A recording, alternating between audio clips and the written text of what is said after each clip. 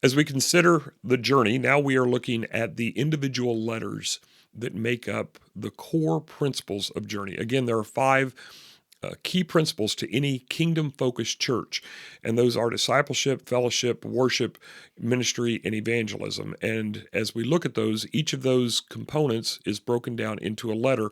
We start today with the O for obey. Now, in the past, that was observe. But we have changed that most recently. This past summer, the summer of 2019, we changed that.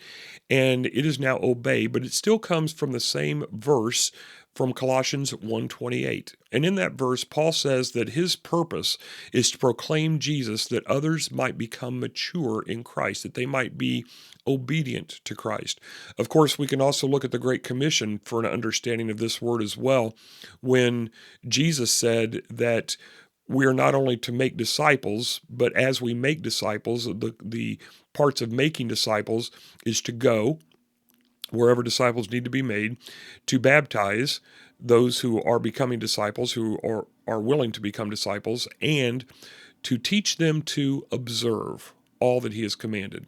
Many people say, well, I'm a Christian. Great. But that's not what Jesus asked. In fact, Jesus never used that word. In fact, the early Christians didn't use that word. It was used of them because people were trying to define them in some way. Jesus said, follow me, and I will make you fishers of men, specifically were his words, like Matthew 4:19. So we are to follow. We are to obey. And a lot of people might say, well, I love Jesus, but it doesn't mean I have to follow his commands. Well, Jesus very bluntly said in John chapter 14, if you love me, you will obey my commands. Those are his words, not mine.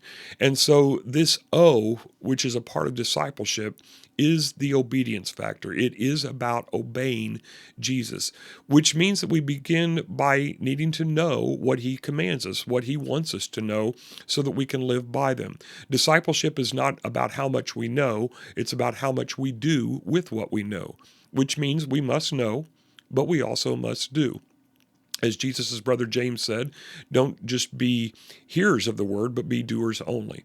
So as we think about discipleship, the first, not necessarily the most important, again, these aren't an order of steps that we go through. These are all fundamentally important, but the first of the five components that we talk about of a kingdom-focused church, we do need to know what Jesus has said. We do need to know how Jesus lived.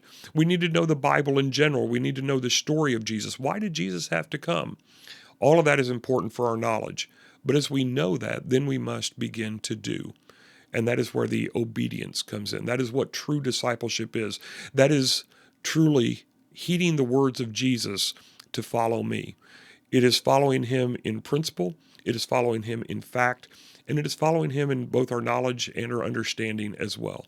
So discipleship is a key component, or it should be a key component of any church. And for us, that is represented by the O of the letter journey.